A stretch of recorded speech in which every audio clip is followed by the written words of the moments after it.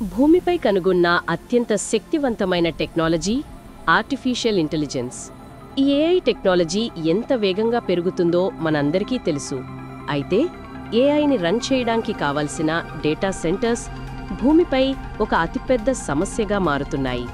ఊహించనంత power consumption, విపరీతమైన వేడి.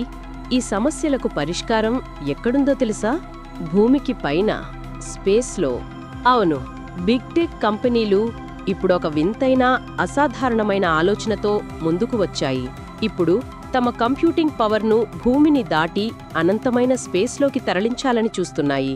ఈ ఐడియా ఒక సైన్స్ ఫిక్షన్ కథలా అనిపించవచ్చు, కానీ ఇదే మన ఫ్యూచర్ ఆఫ్ ఏఐ కాబోతోంది. ఈ ఐడియా వెనుక ఉన్న కారణాలేంటి? స్పేస్ కంప్యూట్ యొక్క అడ్వాంటేజెస్ ఏంటి? ఈరోజు ఈ వీడియోలో AI data centres in space యొక్క ఫ్యూచర్ గురించి వివరంగా తెలుసుకుందాం. వీడియోను లైక్ చేసి ఛానల్ను సబ్స్క్రైబ్ చేసుకోండి. Let's get started.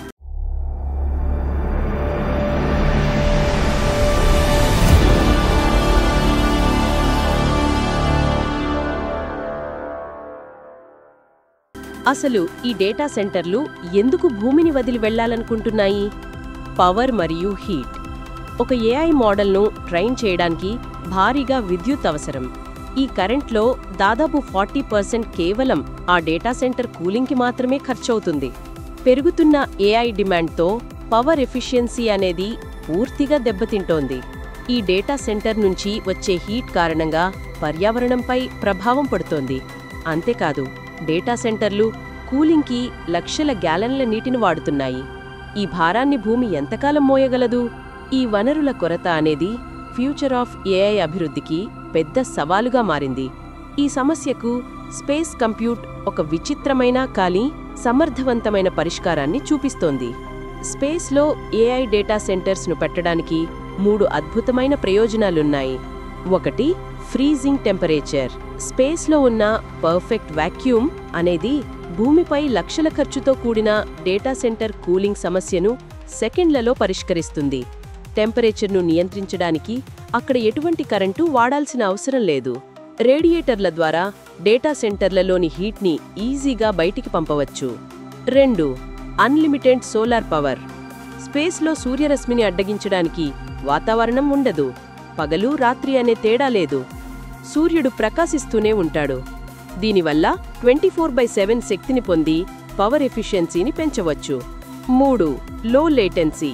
డేటా సెంటర్లను భూమికి దగ్గరగా ఉన్న లో ఎర్త్ ఆర్బిట్లో ఉంచడం వలన రియల్ టైం ప్రాసెసింగ్కి చాలా ముఖ్యమైన లో లేటెన్సీ సాధ్యమవుతుంది. ఇది ఎడ్జ్ కంప్యూటింగ్ యొక్క అత్యాధునిక వర్జన్ లాంటిది. ఈ స్పేస్ కంప్యూట్ సెంటర్లను ఎక్కడ పెట్టాలి? Low earth orbit. Low latency అవసరమయ్యే ఏఐ ట్రైనింగ్ మరియు రియల్ టైం ప్రాసెసింగ్కి అనుకూలం. Geostationary orbit.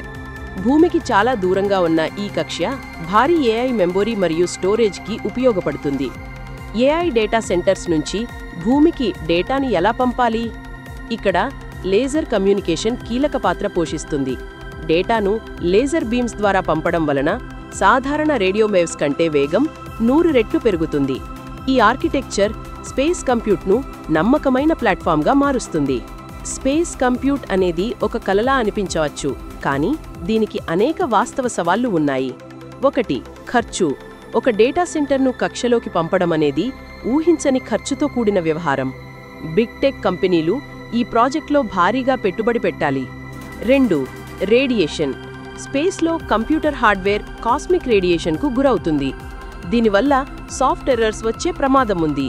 దీనికోసం ప్రత్యేకంగా డిజైన్ చేసిన రేడియేషన్ హార్డెండ్ చిప్స్ అవసరం. 3. Space debris. ఆర్బిట్లో వేల సంఖ్యలో చెత్త ఉంది. ఈ వేగవంతమైన స్పేస్ డెబ్రిస్తో డేటా సెంటర్కు నష్టం జరగకుండా వాటిని రక్షించడం ఒక పెద్ద ఛాలెంజ్. ఈ సవాళ్లు ఉన్నప్పటికీ ఫ్యూచర్ ఆఫ్ ఏఐ యొక్క అవసరాలు ఈ స్పేస్ కంప్యూట్ వైపు అడుగులు వేసేలా చేస్తున్నాయి. AI data centres in space ఏర్పాటు చేయటం ఫ్యూచర్ ఆఫ్ ఏఐలో ఒక విప్లవాత్మక అడుగు. డేటా సెంటర్ కూలింగ్ మరియు పవర్ ఎఫిషియన్సీ సమస్యలకు ఇది సరైన పరిష్కారం. ఈ స్పేస్ కంప్యూట్ ప్రాజెక్ట్ ప్రపంచం మార్చే సత్తా కలిగి ఉంది. ఈ ఫ్యూచరిస్టిక్ ఐడియాపై మీ అభిప్రాయం ఏంటి? బిగ్ టెక్ ఈ ప్రాజెక్ట్లో పెట్టుబడి పెట్టడం సరైనదేనా? మీ ఆలోచనలను కామెంట్స్లో తప్పకుండా తెలియజేయండి. ఈ ఇన్ఫర్మేషన్ మీకు నచ్చితే ఈ వీడియోను లైక్ చేసి షేర్ చేయండి.